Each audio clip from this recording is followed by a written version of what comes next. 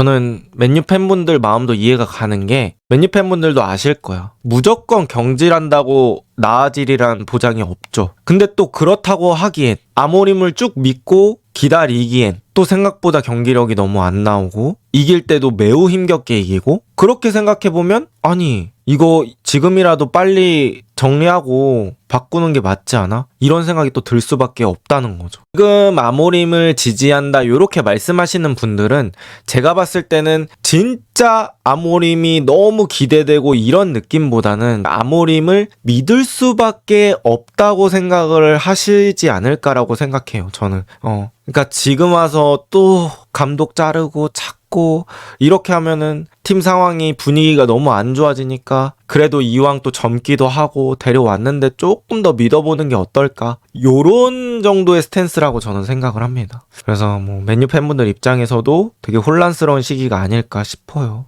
그러니까 저는 제가 생각하는 아모림은 어떤 느낌이냐면 그림책으로 좀 비유를 하고 싶어요. 여러분 옛날에 어릴 때 그 그림 그려져 있고 거기다가 색칠하는 책 해보셨죠? 어렸을 때.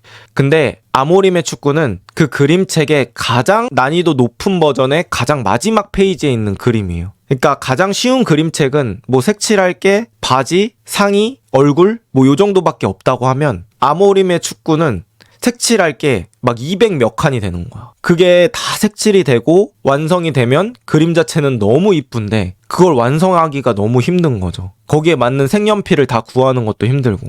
근데 저는 지금 맨유가 그 모든 색연필이 갖춰지지 않은 상태에서 자꾸 그 그림을 완성하려고 하는 것 같아요. 그러니까 쉽게 말하면 저는 백5 기반은 사이드백이 무조건 공격적인 재능이 있어야 된다고 생각을 하거든요. 오케이, 오른쪽에 아마드 그럴 수 있습니다. 근데 제 생각에는 도루구가 너무 버거운 역할을 받고 있는 것 같아요. 도루구가 원래 90 정도의 능력을 가지고 있는 선수인데 경기할 때 자꾸 70이 나와. 그거는 이제 뭐 선수 개인의 문제일 수 있거든요. 근데 도루구가 원래 70짜리 선수인데 자꾸 야 너 내가 98 하니까 왜 못해? 너 내가 사이드로 올라가서 1대1도 뚫고 크로스도 날카롭게 올리라고 했잖아. 컷백도 깔끔하게 하라고 했잖아. 왜 못하는데? 이렇게 하는 건 너무 가혹하다는 거죠. 저는 감독이 괜히 연봉을 받는 게 아니라고 생각해요. 감독이라는 건 우리 선수단을 파악할 수 있는 능력이 있고 우리 선수단이 요 정도까지는 소화할 수 있겠구나 라고 어떤 선을 만들어 놓는 능력이 되게 중요하다고 생각을 하거든요. 저는 그런 측면에서 아모림을 다시 되돌아봐야 될 시점이라고 생각을 해요. 아모림이 과연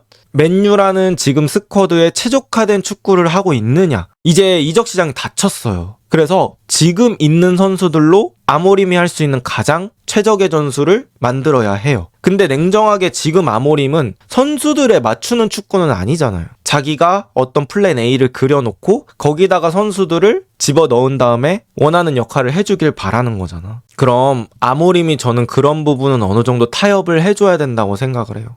우리 스쿼드 보니까 왼쪽은 공격이 조금 쉽지 않을 수도 있겠네. 그러면 왼쪽은 조금 더 수비적으로 사용하면서 오른쪽에서 조금 쇼부를 봐보자. 뭐 이런 식으로 생각을 한다든지.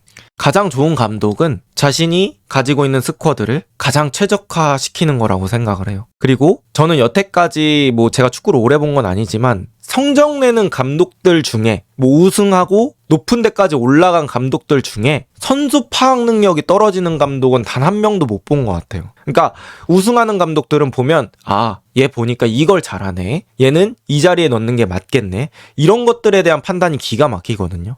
저는 대표적인 예로 나폴리의 콘테라는 감독을 예시로 들고 싶은데 맥토미니라는 선수를 데려가갖고 맥토미니가 맨유에서도 보여줬던 모습 중에 극장골 넣고 박스 타격해가지고 골 넣는 능력 이런 것들이 있었잖아요. 데려가서 의심이 있었죠. 근데 맥토미니 공 차는 거 보니까 박스에서 늦은 타이밍에 들어와서 마무리하는 건 되게 잘하네. 오케이, 맥토미니 이런 역할로 좀 많이 맡겨보자. 지난 시즌 세리에 MVP 만들지 않았습니까? 안첼로티가 23-24 때 레알 마드리드로 더블 만들었을 때 오케이, 토니 크로스라는 좋은 선수가 있네. 토니 크로스, 패스, 반대 전환 기가 막히네. 오케이, 우리 왼쪽에 호드리고 비니시우스 다 갖다 박은 다음에 거기서 수비 몰아놓고 오른쪽에 카르바알이나 발베르데 뛰게 하자. 왜? 토니 크로스가 반대 전환이 되니까. 뭐 이런 것들이라든지. 그리고 리버풀에서도 아르네 슬롯 같은 감독 보세요.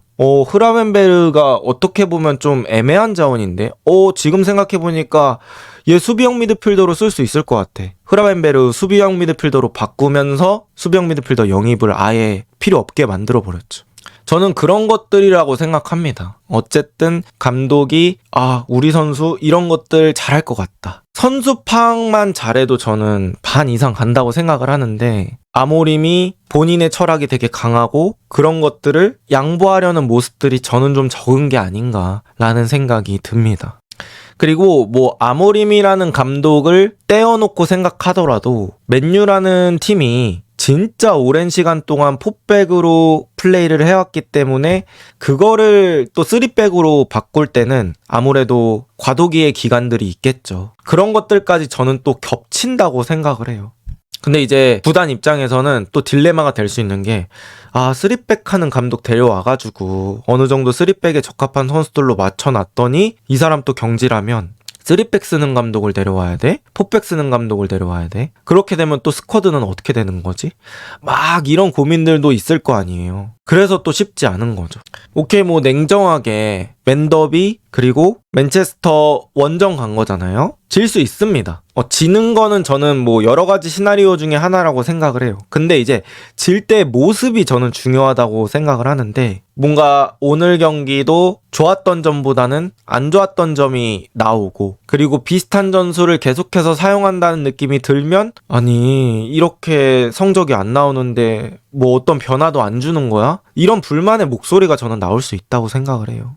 자, 지금 맨유가 스쿼드에서 부족하다고 평가받는 부분이 뭐 중앙 미드필더라든지 사이드백이라고 볼 수 있겠죠. 근데 맨유는 이미 공격수 3명을 바꾸는데 거의 4천억 정도의 돈을 썼잖아요. 근데 맨유의 상황이 좋은 상황에서 영입한 게 아니라는 거. 그럼 여기서 또 사이드백도 사고 중미까지 살 수는 없다고 생각해요, 저는. 물론 사면 좋겠죠. 근데 그 모든 자리를 바꿔가면서까지 아모림을 유지해야 되냐는 거죠. 모든 자리를 다 싹 바꿀 거면 꼭 감독이 아모림이어야 돼? 라는 생각이 들 수도 있겠죠. 모든 스쿼드를 다 바꿀 수 없고요. 각 팀은 스쿼드적인 한계가 저는 다 있다고 생각을 합니다. 그러면 내가 가지고 있는 스쿼드 안에서 짜낼 수 있는 능력이 저는 필요하다고 생각을 해요. 저는 그게 감독이 해야 되는 역할이라고 생각하고 그래서 많은 연봉을 받는 거라고 생각합니다. 감독이 팀의 모든 걸 바꿀 수는 없지만 저는 상당 부분을 바꿀 수 있다고 생각하고요.